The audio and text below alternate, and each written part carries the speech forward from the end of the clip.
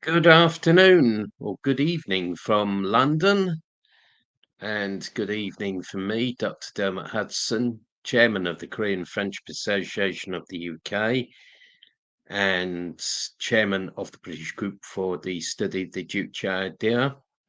And welcome to our latest live stream, which I'm going to make a few remarks. I'm not going to speak for too long.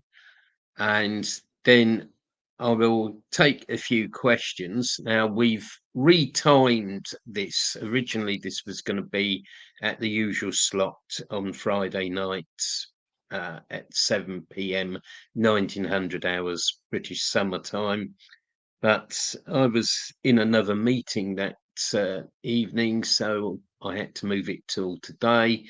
So we're having the live stream at tea time today. Hope more people will be joining it, and we'll ask questions later.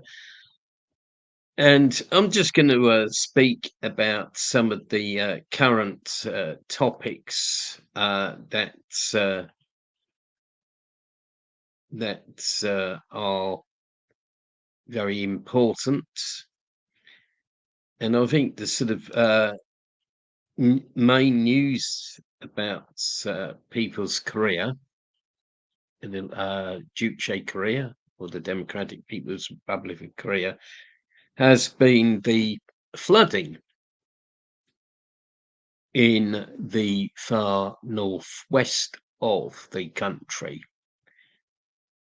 And those of you who follow the Korean Central News Agency and KFA and other DPRK media service media outlets would have seen the efforts put in by the DPRK government and leadership into rescuing people from the flooding. You would have seen the pictures of people being evacuated by helicopter and rescued by helicopter. On the 8th and 9th of August, respected Marshal Kim Jong-un, who is the President of State Affairs of the DPRK and the General Secretary of the Workers' Party of Korea, visited the flood-hit area in Juche County of North Pyeonggang Province, and he took a number of important measures for the rehabilitation of the area. And they are going to build new homes in the area for people who've been affected by this, but also the flood victims are going to be taken to Pyongyang and are going to stay in Pyongyang city while new homes are built for them. And respected Marshal Kim Jong-un proved himself to be a true people's leader once again, because he went to visit the disaster afflicted area not once but several times, and this was another of his visits. And if you've seen the pictures on the Korean Central News Agency, you would have seen him actually meeting the flood victims in their tents. He actually went to their tents. He's been giving sweets to children, and he's been talking to the flood victims. So this is a true people's leader in action, and also a leader of action. What Western politician would do the same as respected Marshal Kim Jong-un? I mean, can you imagine Keir Starmer or Sunak or Sleepy Joe Biden doing this? I mean, Biden, he would be still asleep with the floods. He probably wouldn't know that it happened. But Marshal Kim Jong-un, a leader with his finger on the pulse, went straight to the flood-affected areas and started to organize the rehabilitation efforts. He made a significant speech in the flood-affected areas, and he, first of all, when he denounced the rumors that have been spread by the South Korean puppets and by the US imperialists about the floods, and he said, "The enemy is now persisting in their foolish attempt to abuse the flood damage suffered by us as a chance for tarnishing the image of our state." And he denounced the enemy in the strongest terms, and he said there is no need to make educational materials exclusively, as such a stark fact constitutes good educational materials for giving a clear understanding of what a disgusting clan the enemy is, what an extremely anachronistic mode they have employed in their fabrications and politically motivated smear campaign, what a black-hearted intention they have, and why we call them enemy and human scum. And indeed, the South Korean puppets are human scum because they've slandered the DPRK over this, and they've put out many false stories, such as claiming that the DPRK was celebrating Victory Day on July 27th, when people had died in the floods. As far as we know, no one has actually died in the floods. It's simply not true. And the flood victims have been given immediate assistance and immediate aid, which would never happen in a capitalist country. And also, what I think is very significant about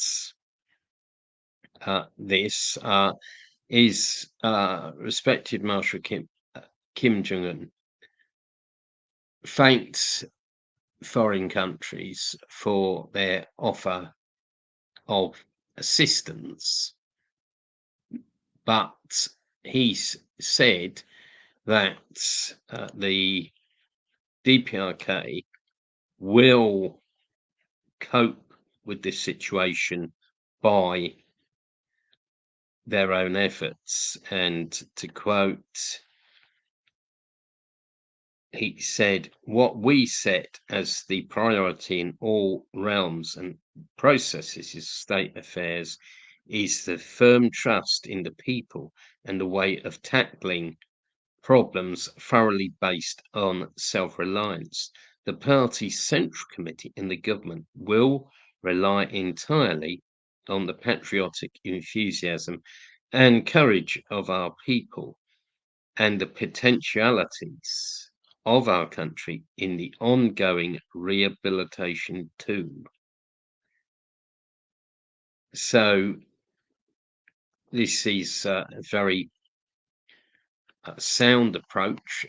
DPRK is not going to rely on outside aid to heal the flood damage. It's going to rely on its own efforts. And because this is fully in line with the Juche idea, it's in line with self-reliance. And as the great leader, President Kim Il-sung, said in 1962, and I quote, "It is not true that we cannot live without aid.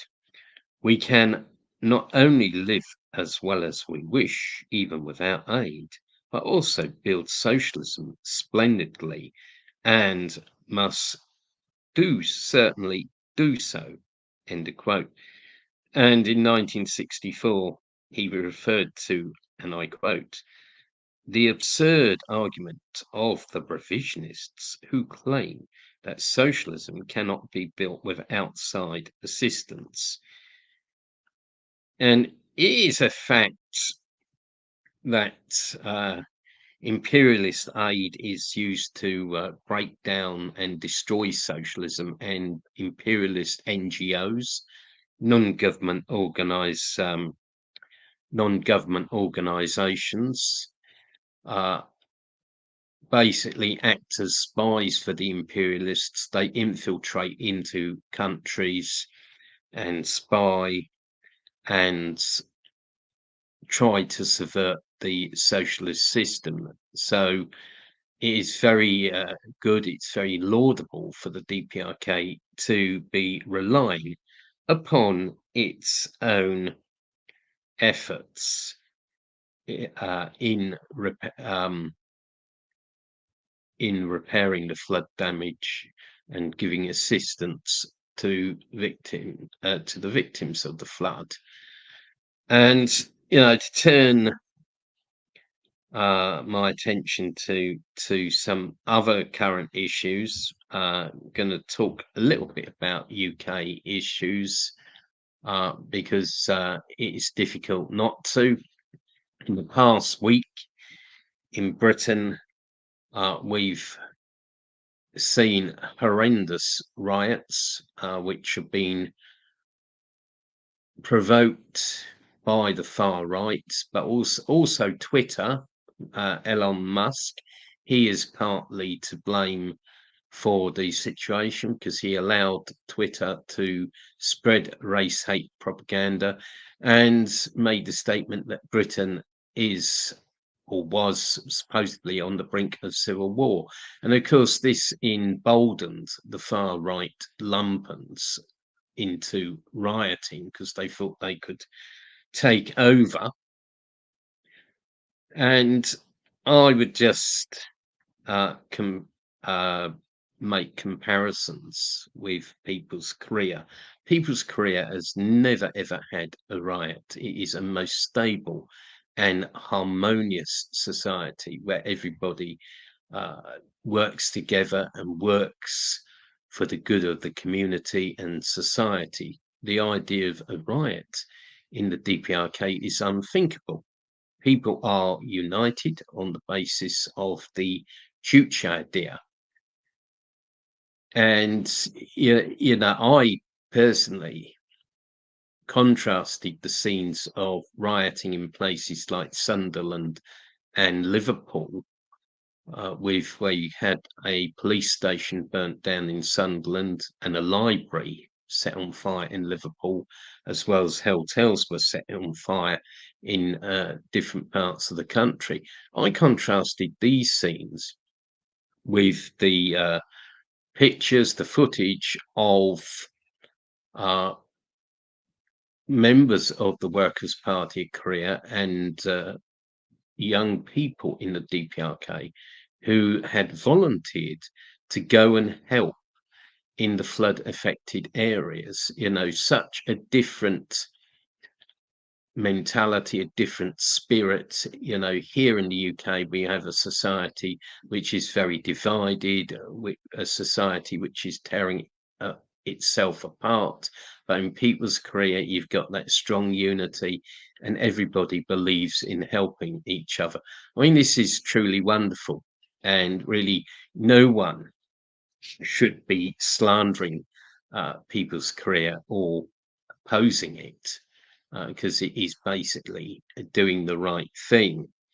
And before I sort of start answering the questions, just mention one or two other things. I was asked to write a short book about my visit to the DPRK in April. I've just started writing it. I hope that will be published on lulu.com very soon. Hope to finish it in the next few days. I'm also working on a book called The Socialist Fortress of Juche, and I've got a couple other ideas for books lined up for next year. So, please keep an eye open. And I would also mention that a week or so ago, I actually visited the University of Winchester, which a long time ago was, of course, the university that I studied at, and I got my Bachelor of Arts honours degree in history with English, and I'm shown round by a lecturer of the university. And I was very proud that two of my books are actually in the university library.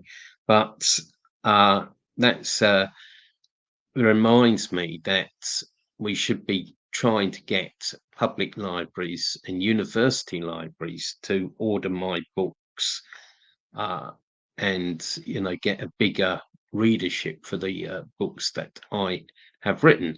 Anyway, I'm going to close there because all of a sudden at first seemed to be hardly anyone on the stream, but a few people have joined it, and there's loads and loads of questions coming up. So I'm going to start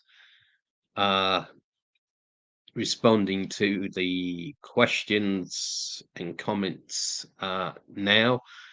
If I miss you out, do not get offended, as sometimes the internet is slow and stuff gets pushed down. So let's start. Right, from Captain DPRK. Wow, the closest that the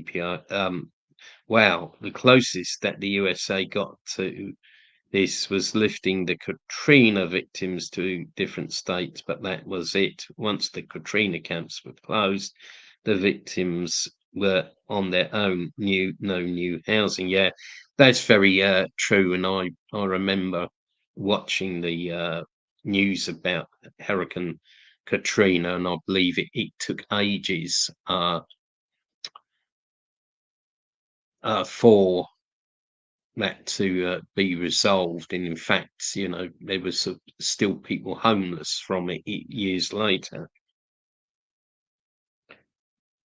Right, from Von Liberté.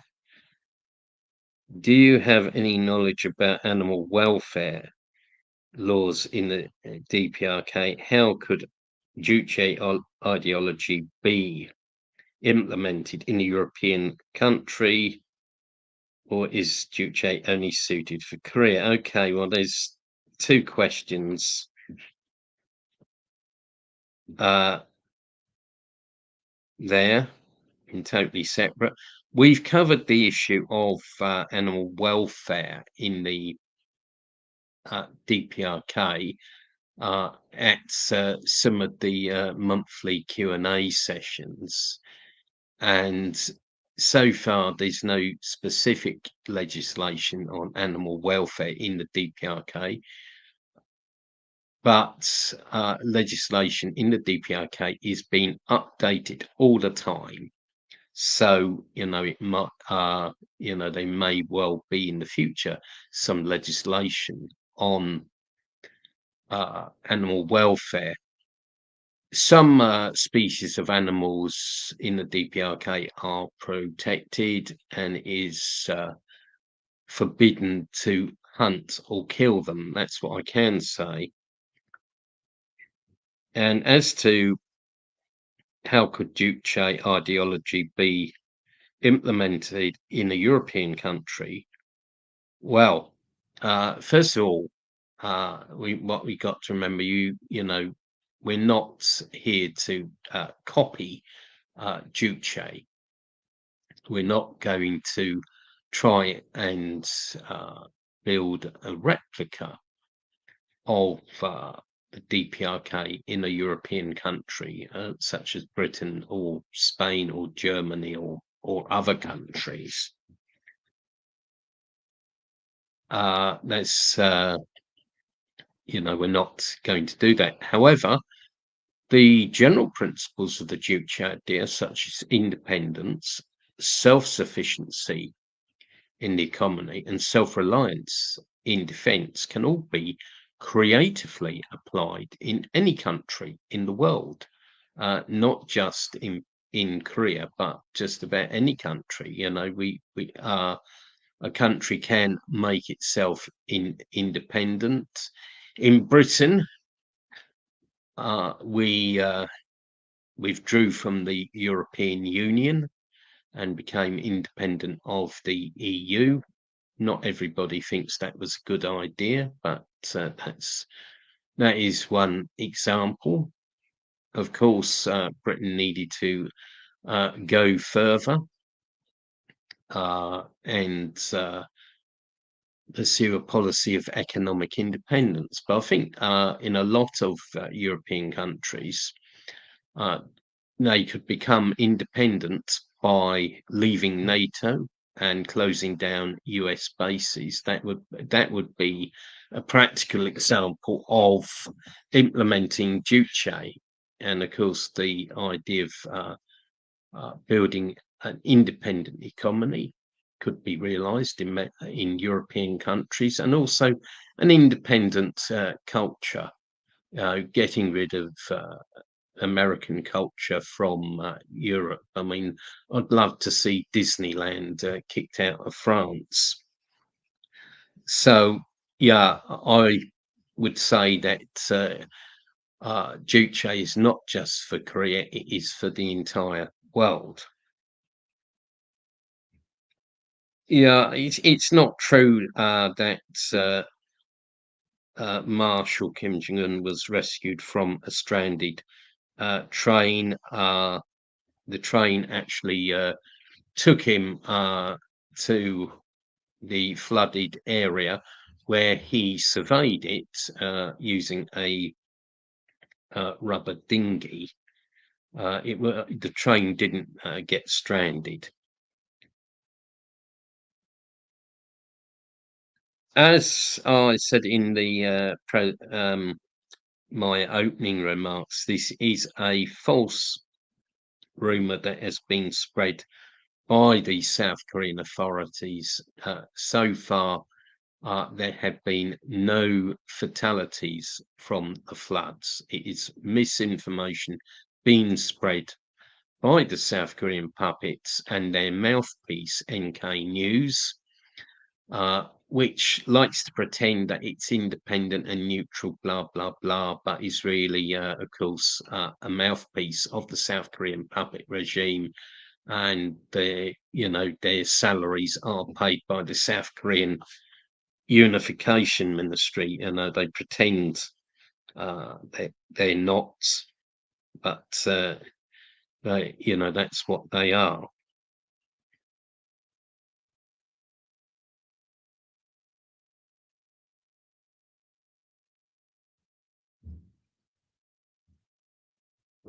Right. Hi, Dr. Dermot. What do you think about Korean reunification? Well, the DPRK changed its reunification policy in December 2023. The long-standing policy of People's Korea had been for reunification, and many efforts were made towards that goal. This included the July 1972 meeting in Pyongyang, at which the three principles of national reunification were laid down. It also included five inter-Korean summits, three of which were held in 2018. The first ever inter-Korean summit was held in June 2000.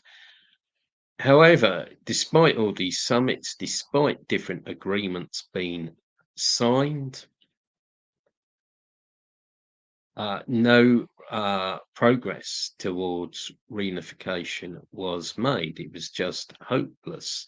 The South Korean puppet regime never abandoned the aim of trying to annex the DPRK and overthrow the socialist system.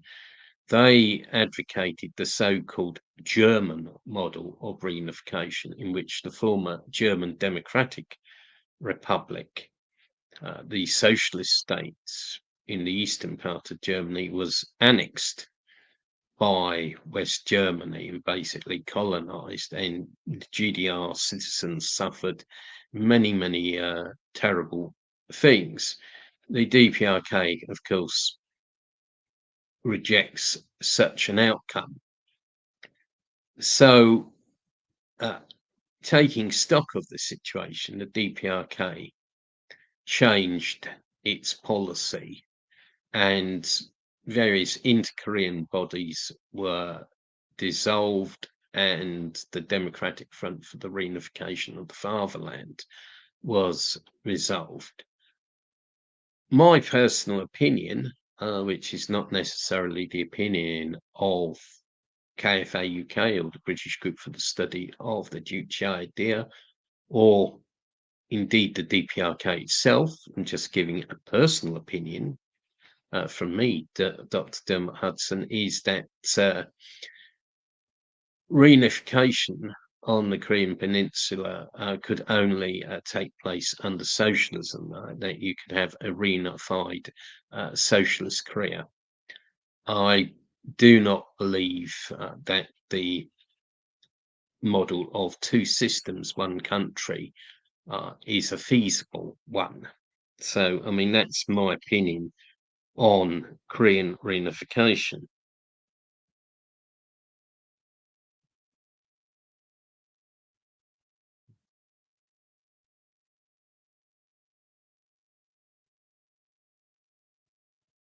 Well, what is my opinion on the offer of aid from South Korea to the DPRK? Well, first of all, two things. Firstly, it is not well intentioned. It is malicious. It's aimed at undermining the socialist system. And secondly, South Korea is not really in a position to offer aid. It has a huge amounts of debts. Please Google world debt clock and look at South Korea. It is one of the most heavily indebted countries in the world. It's dependent on American and Japanese aid, which without which it cannot survive. So the offer from South Korea is nonsense, and the DPRK is right to reject it. The DPRK will solve these problems by self-reliance and by relying on the superiority of the socialist system.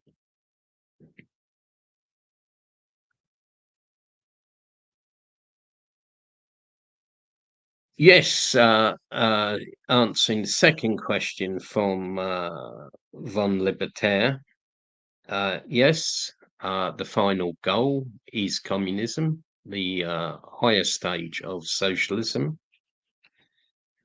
But Juche is not autarky. President Kim Il-sung made that clear in his 1967 speech to the Supreme People's Assembly. What Juche means is the maximization of one's own resources, but it doesn't mean trying to produce everything at home, because obviously there are some things you cannot produce in your own country, and you have to source them from outside. However, it makes no sense to import something that can actually be produced at home. and I see this a lot in Britain, where they are importing uh, things that could very easily be made in Britain and could create jobs. So Juche is not autarky.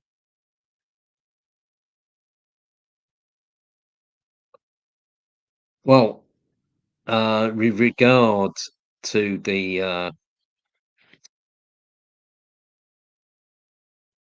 slanderous statements of the South Korean puppets, this is fake news. This is absolute rubbish.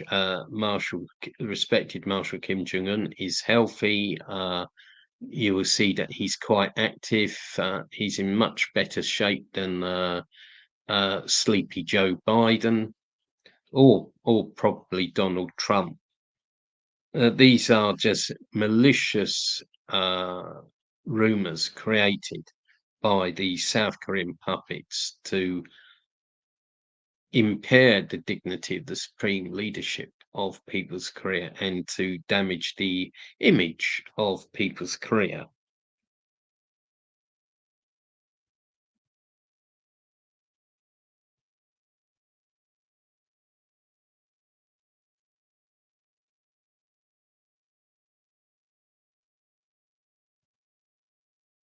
Yeah, I'll thank comrades from the People's Career Initiative of Poland for their comments. That is absolutely true. The alleged humanitarian aid of the South is actually a poisoned apple, just like in 2022 when they sent coronavirus in balloons to the DPRK. It is not known what would be in this aid to the DPRK today. Yeah, that's true. I mean, South Korean puppets could easily send poison or viruses in their so-called aid to the DPRK. You cannot trust them at all.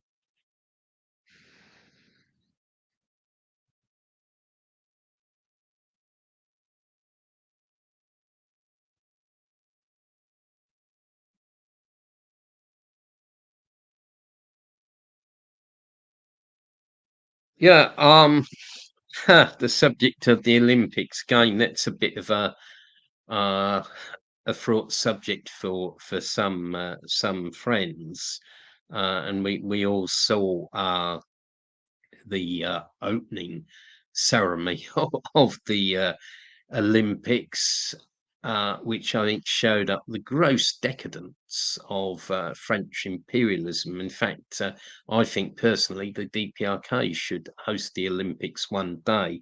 But anyway, to answer the question being put by Ideology Explained, I think the DPRK's performance in the Olympics is quite good.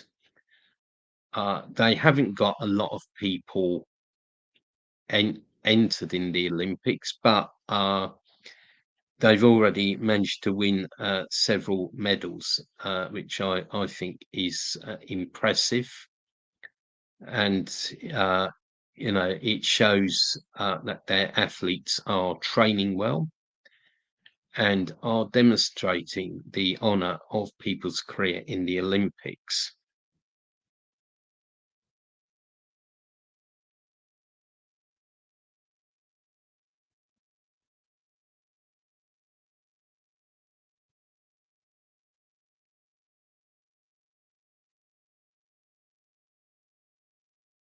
I mean, just to sort of follow up the question. I mean, the DPRK is putting a lot of effort into sports. When I've been in the DPRK, I've seen wonderful sports facilities.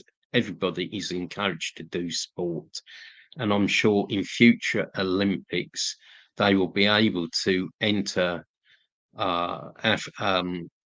more and more people and be able to participate in a wider variety of sports. So I think in the future, the DPRK will be a sporting superpower.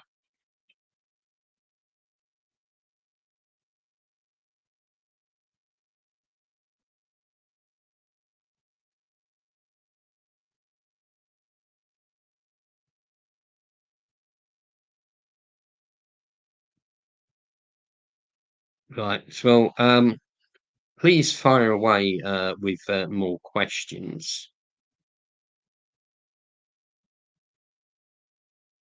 I mean, we're doing well. I mean, we've got 12 people on the stream, and I'm sure that more people will watch it once it's recorded. Anyway, so another question has come up. Dr. Dermot Hudson, can you talk about any universities from the DPRK? I've never heard of any psychologist university, for example. Well, are there psychologist universities in the Western countries? I think not that they're, you know, but what I can tell you about universities in the DPRK is there's at least 300 of them, and the rate of increase in universities in the DPRK has been truly phenomenal. When Korea was liberated in 1945, in the northern part of Korea, there wasn't a single university, and and the first university to be created was Kim Il Sung University, which was established in 1946 on the basis of donations from a patriotic peasant, and that was the first People's University. And the number of universities just multiplied and multiplied in the DPRK. And Pyongyang City is a city full of universities. There's all sorts of universities. I'm just going to run off a few off the top of my head. You've obviously got Kim Il Sung University, which is the premier university in the DPRK, over 10,000 students there, some foreign students studying at it. There's Kim Chaek University, which is specializes in science and technology. You've got the University of National Economy. You've got Pyongyang University of Foreign Studies, where they teach language specialists. And I have been guided by students from the Pyongyang University of Foreign Studies in the DPRK. So that's just naming a few of the universities in the DPRK. Say there are 300. As to studying psychology in the DPRK, you can study psychology.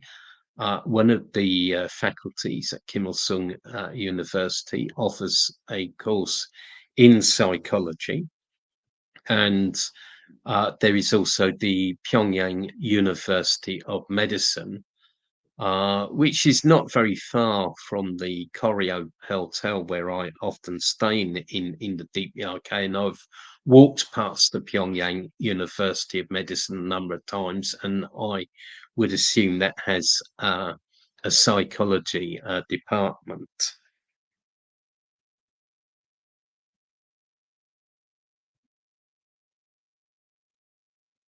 Yeah, I totally agree with the comments from our friends from the People's Korea Initiative. Yes, the Taedong Gang River is much cleaner than the Seine. Yeah, I have been to Kim Il Sung University on a number of occasions. I visited it in April 2012 and also in 2015, and it is a massive university, and I saw the swimming pool and gymnasium that had been built there, the e-library that had been created, and also the Revolutionary Museum. And in the past, I've been to the Kimchek University of Technology. So, I've seen universities in the DPRK, and I must stress here, I think this is an important point. We mustn't lose sight of that students in the DPRK do not have to pay any tuition fees. It's 100% free. It's not like the UK, and I'm sure people are going to sort of tell me about other countries, but in the UK, university fees are at least £9,000 or £10,000 per year, and that excludes buying books, accommodation, etc. Whereas People's Career, it's 100% free. Students are provided with uniforms and they get subsidised food and free accommodation.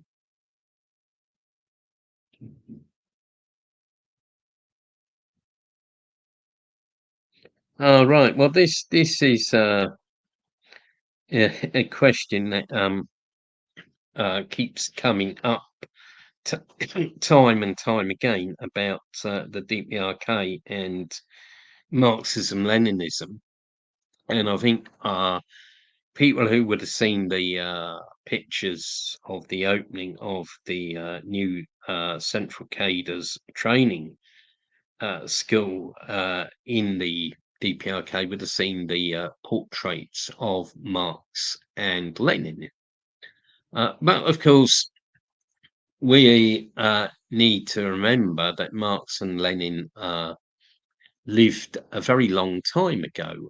Lenin died 100 years ago, and a lot of things have changed since those days. So the DPRK upholds the Juche idea, which inherits original, some of the features of Marxism-Leninism, but has some original features. But in no way is Marxism-Leninism slighted or, in inverted commas, abandoned. In his work on respecting the in his work on respecting the forerunners of the revolution is a noble duty. Chairman Kim Jong-il stressed the importance of respecting Marx and Lenin.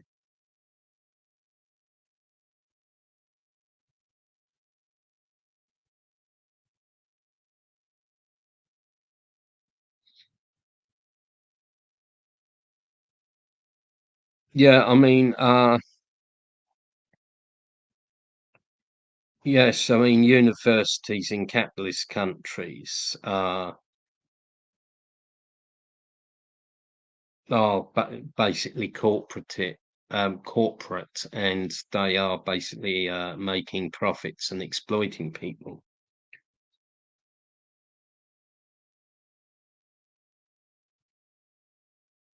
With regard to LGBT, again, this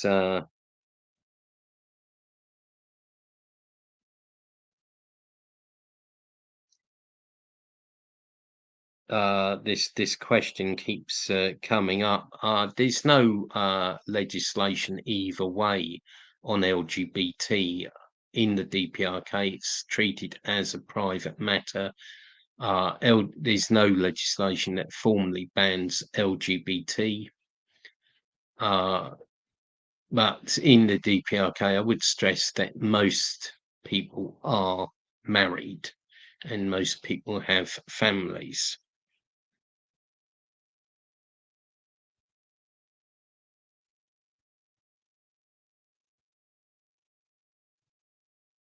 German comrade, how do you rate the German doctor? I think that question needs explaining a bit more.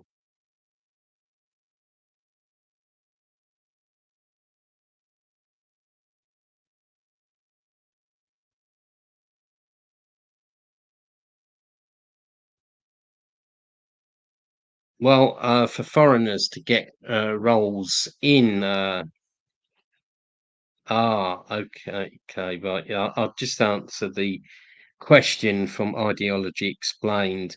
Well, it takes a long time to get any role in the WPK, and it's only assigned to it's only given to people with a long record of hard work for people's career.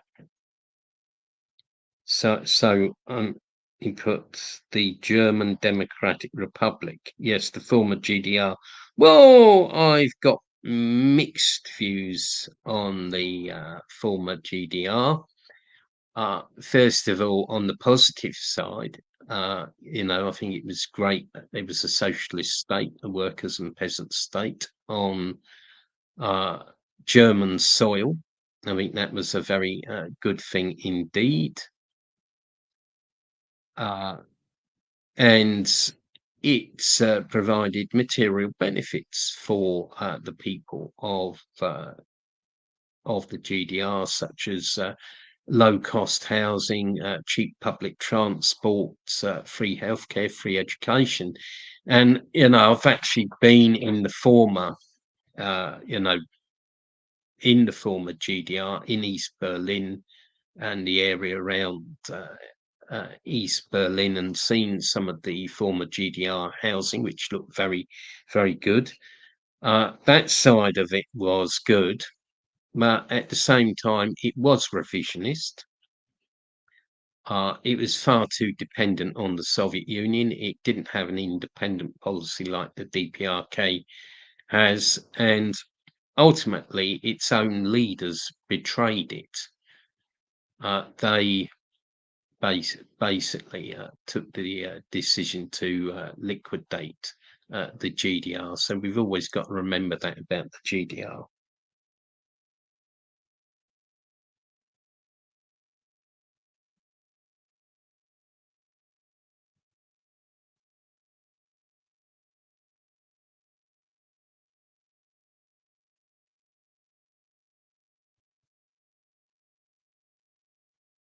Yes, well, I've met many former GDR citizens who regretted the collapse or dissolution of the GDR. And yeah, I mean, I would say, on balance, despite the shortcomings, its existence was positive, and of course, it was far better than what came after it. In fact, what came after the GDR was a total disaster.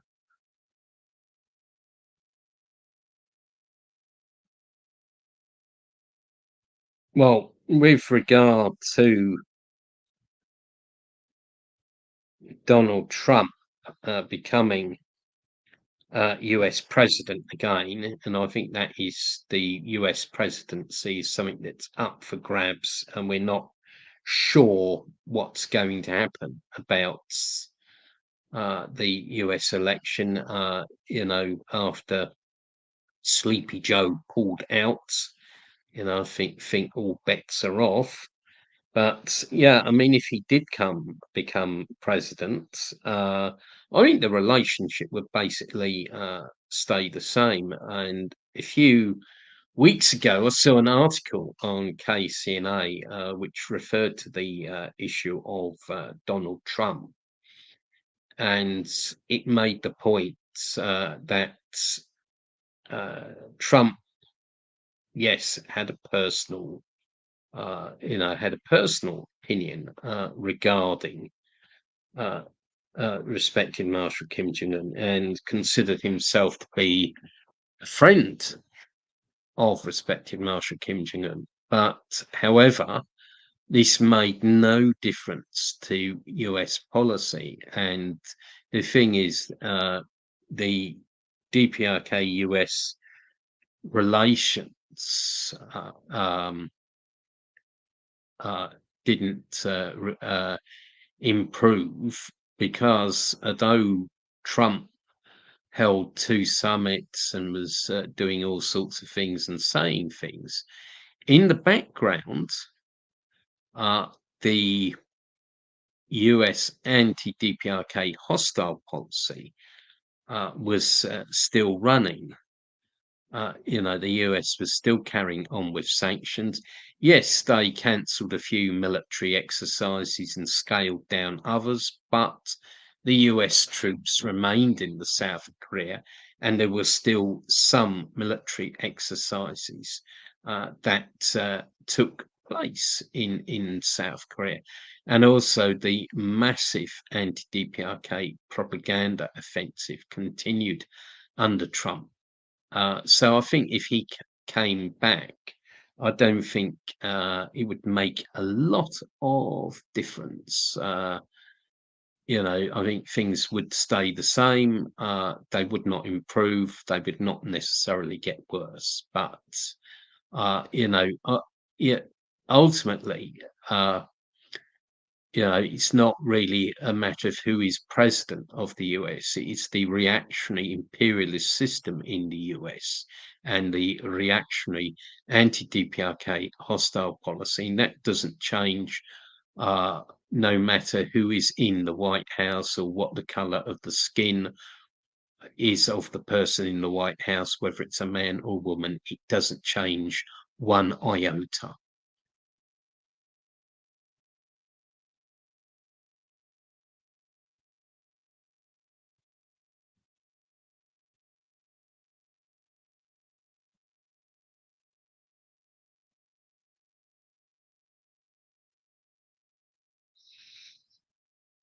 Yeah, I mean, that's a good point from defender of the DPRK. Yeah, very, very good point, very salient point to make. That the travel ban was actually imposed under Trump, and of course it affects Korean Americans and indeed any American who wants to go and see the reality of the DPRK for themselves, and it proves what a load of rubbish it is that the US is a free country. They're actually stopping people actually going to see the DPRK. And by the way, the US also bans DPRK citizens from entering the US. Just double checking the questions.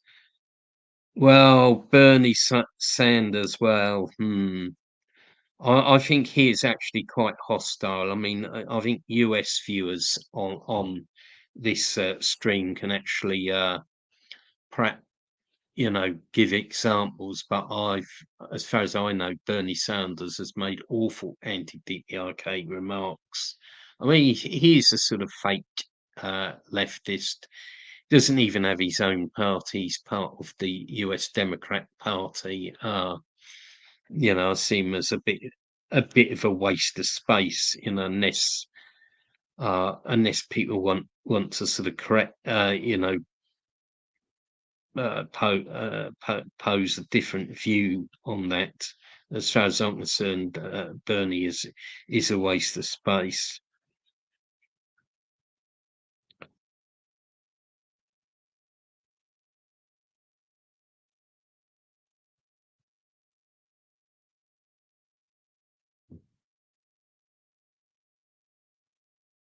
Right, I see we have a horrible troll on the channel. So we're going to ban them. He's not only abusing me, but he's abusing everybody on the stream. Comrade Hudson, how did you react and feel during the collapse of the socialist bloc in 1989 to 1991? Well, I think I can say a few things on that. I'll try not to ramble and get off the point. For me, it wasn't totally unexpected, but nevertheless, it was a sort of numbing experience that I had. Seeing the socialist camp disintegrate. And there was no way that it was positive, and the suffering from inflicted on people of those countries was massive. You had unemployment and poverty and so on. It was really, really horrendous. To me, it was not unexpected because, in the early 80s, when I was a member of the Communist Party of Great Britain, I could see the rot in the socialist countries. The Soviet Union had allowed the construction of a Pepsi Cola plant on its soil. You had places like Hungary carrying out so-called reforms. You had some socialist countries joining the IMF. I didn't understand it at the time, but later I came to realise that this was revisionism, and reading the works of President Kim Il-sung made me realise that the East European countries and the Soviet Union were revisionist, and that the DPRK was the true socialist country, an anti-revisionist country. And it wasn't that surprising that the USSR collapsed. And of course, in 1 or 2 weeks, it will be the anniversary of the so-called August coup in the USSR. The State Committee for the State of Emergency of the USSR, when some of the Soviet leadership belatedly tried to save the Soviet Union by declaring a state of emergency and martial law, but failed basically because they didn't shoot Gorbachev. They just put him under house arrest in his dacha rather than executing him, which would have solved the problem. So, yeah, I mean, just to conclude on that subject, I think the collapse of the socialist bloc was a disaster. It was a result of revisionism. It was a result of conspiracy by the imperialists. And yeah, I'd like to see the socialist bloc back. Well, I think it's disgusting to, so I'm referring to the question raised by Ideology Explained. I think it's disgusting to speculate on the succession.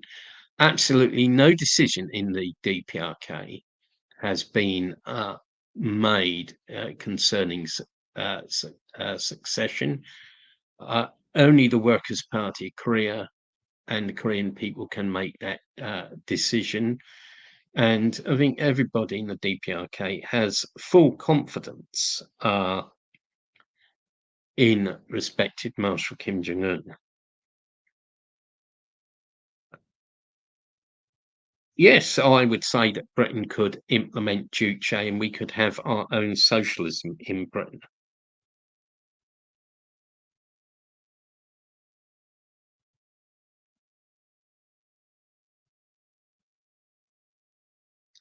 Well, with defectors, yeah, it's true. Some of them receive very bad treatment in South Korea, including the mother and her child who actually starved to death in the liberal human rights paradise of South Korea that is meant to be so prosperous, but this lady and her kid starved to death.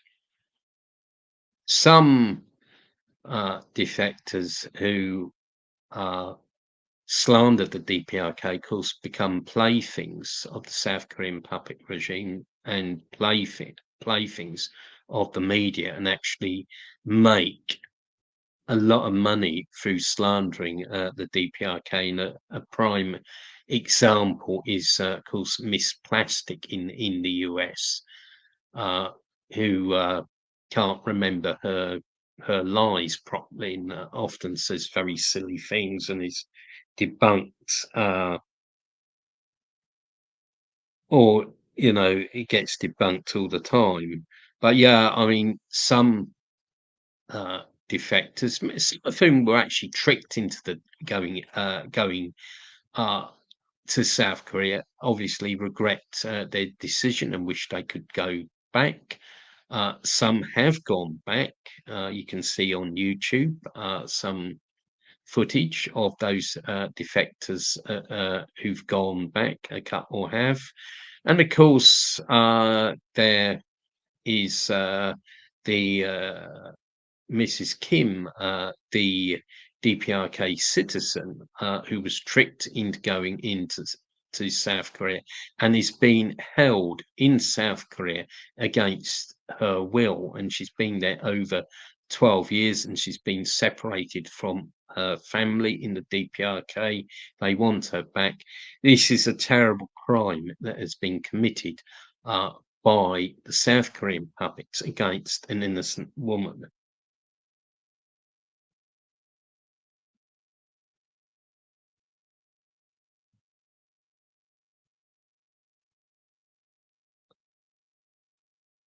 Well, egalitarianism basically uh, means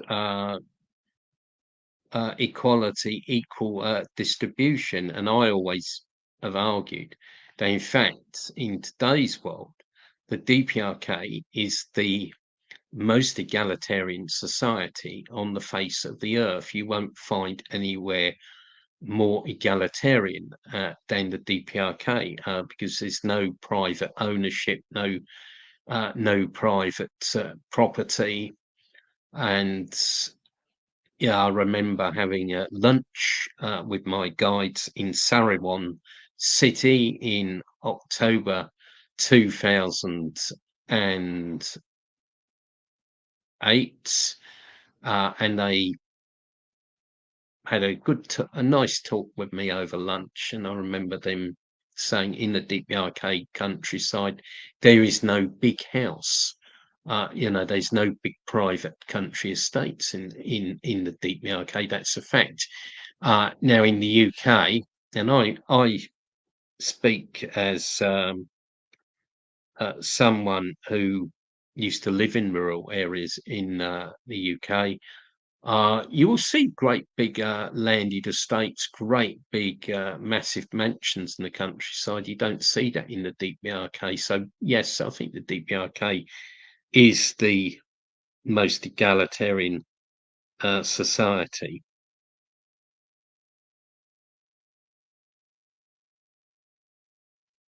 Okay, well, we're doing well. We got 17 people on the stream. It's the highest I've had for a long time.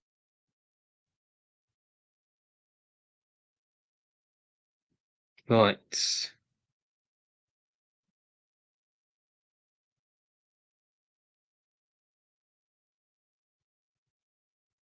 If there's anyone's question that I haven't answered, please shout or please repeat it, because sometimes questions get pushed down or disappear on the stream. It's happened about twice before, so please, repeat it. Don't be shy to repeat if you haven't got an answer.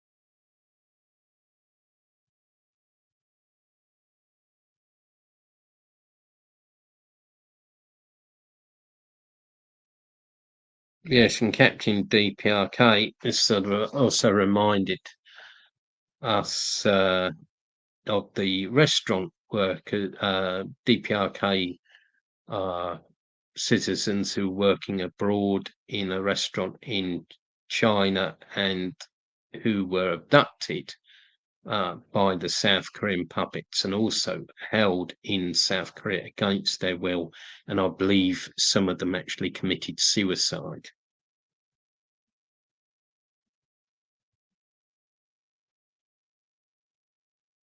Okay, well, please fire away with your questions.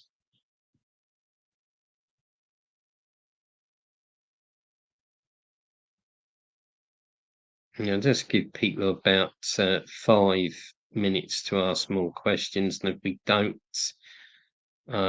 get get any more questions, I will end the stream. I mean, with regard to Britain implementing Juche, I mean, I think this is something we could have done after Brexit in the UK. We could have pursued a policy of economic self-reliance. We could have produced goods at home instead of importing them, and we could have built our own form of British socialism.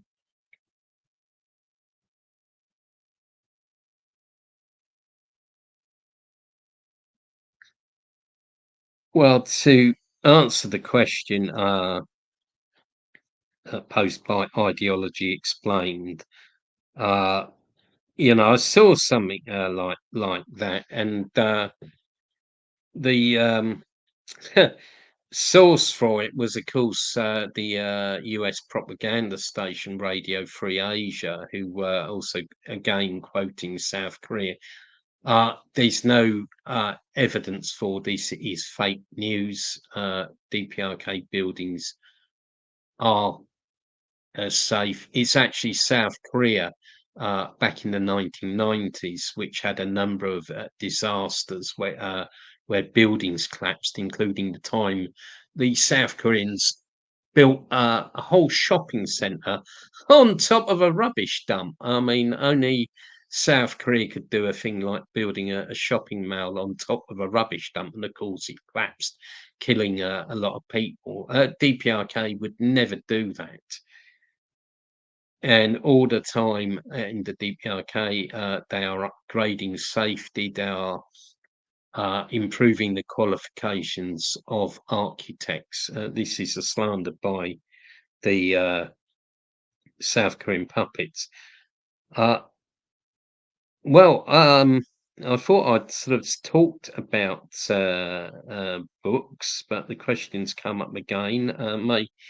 Maybe you joined the stream a bit later. Yeah, at the moment, I'm writing a little book about my visit to the DPRK last April, and I'm hoping to get that uploaded to lulu.com in 1 or 2 days, and that will be available to people. I'm going to write a book called The Socialist Fortress of Juche, which is going to be about DPRK's defence policy.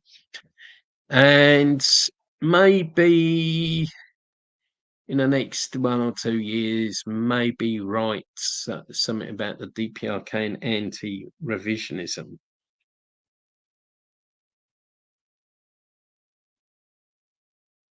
Right, and okay, we're getting lots of questions. I hope I don't miss any. How do you think the DPRK will recover from the floods as they declined? Any foreign aid? Well, that is simple. They will recover from the floods through self-reliance and through mobilising the people. And if you watch the DPRK media, you would have seen a lot of members of the Workers' Party of Korea with flags and with backpacks, had volunteered to go to the affected areas to help help rehabilitate them from flood damage. And of course, the armed forces will help. And the greatest asset in recovering from the floods is the Korean people and their unity and their hard work and efforts. And this will enable the DPRK to recover from the floods without outside aid, which, as our comrade from Poland said earlier, is indeed a poisoned candy.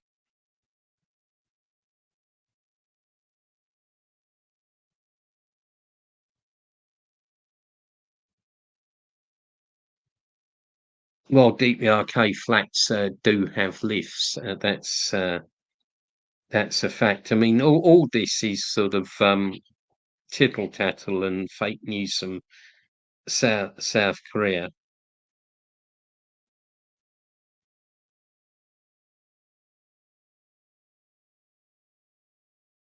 Say hello and wish my friend Daniel a happy holiday. Daniel loves Kim Jong Un and defends people's Korea, but with no ifs or buts. Well, Daniel, I wish you a happy holiday, and I say hello to you. Thank you for your support.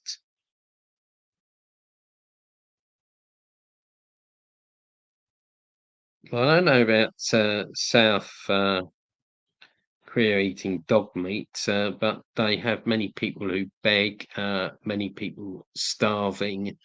Uh, in South Korea, you have old women becoming prostitutes because they don't get old age pensions. That's how desperate the situation uh, in South Korea is. Yeah, I agree. Human rights is weaponized by the imperialists, and in fact, years ago, someone said to me, and they weren't very political, they weren't a communist, but they said, "Yeah, human rights is a political football. If you can accuse your opponent of violating human rights, then you score a goal against them." Well, I would define human rights as the right to independence, the right to existence, and important rights that are not guaranteed in capitalist societies, like the right to work and the right to a home. And in fact, without these basic rights, all other rights become uh, totally meaningless.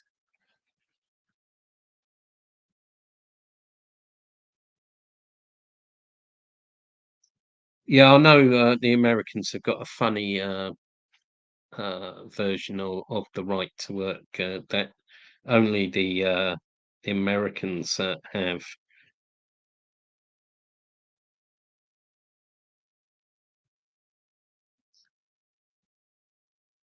Right. Well, I'd ask ideology explained to say when the Chinese referred to the DPRK as a spoiled child, quote unquote.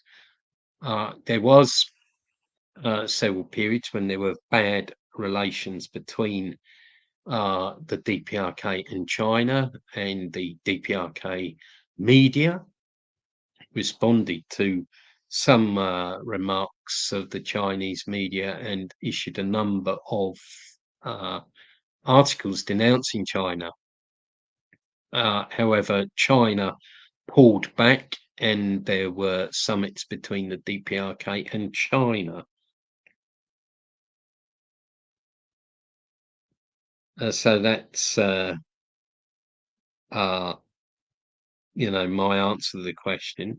And the DPRK is completely equal with China. It's independent. And we shouldn't see international relations in terms of parents and children. All countries are equal.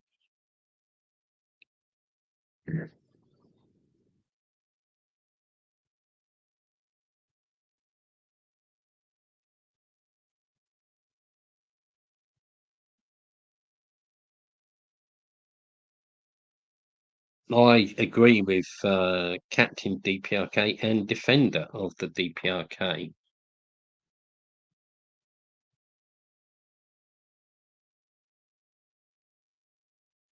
Okay, well, we can just take one or two other questions, uh, and then I think I will wrap it up.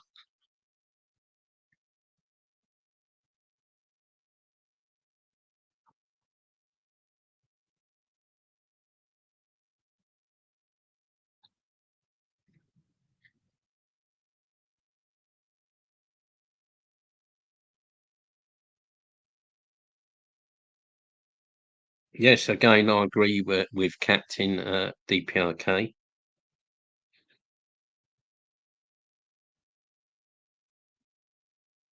Oh, I'm getting so many special requests tonight.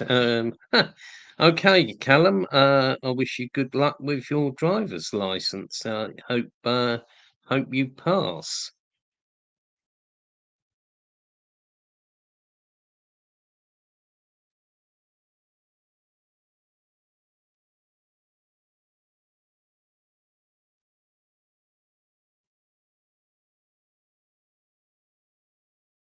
Right.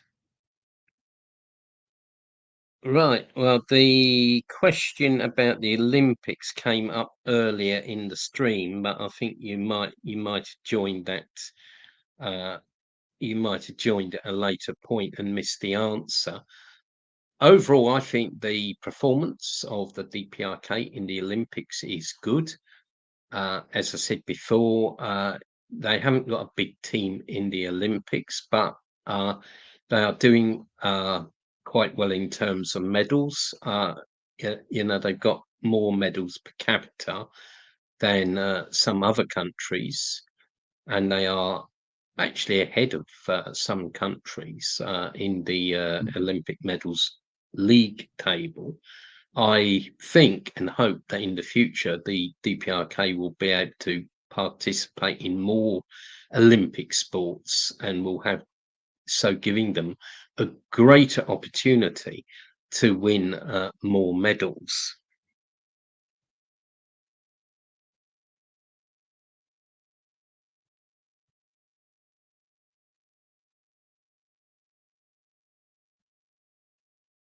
Okay.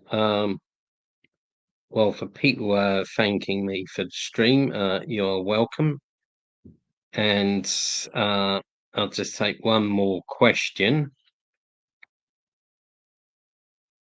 And that will be it for the evening.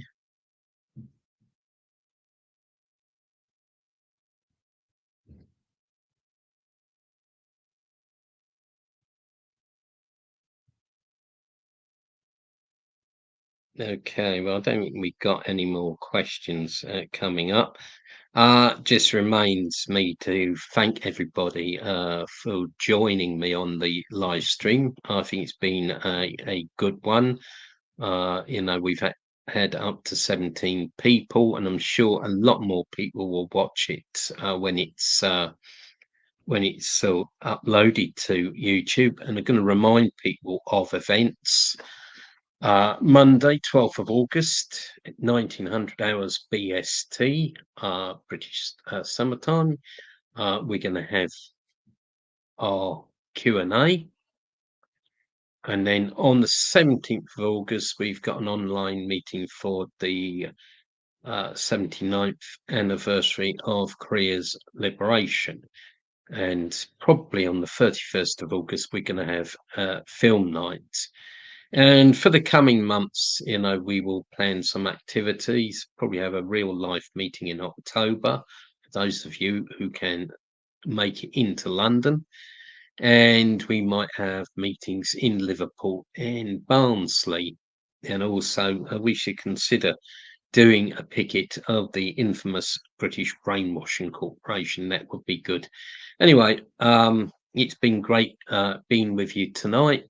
At first, I didn't think there were many people joining, and as I say, we've held it at a different time, but it seems to have worked well. Maybe we will switch to this time permanently rather than Friday nights. So I wish everybody a very good evening, and probably see some of you in the online events. So cheerio for now.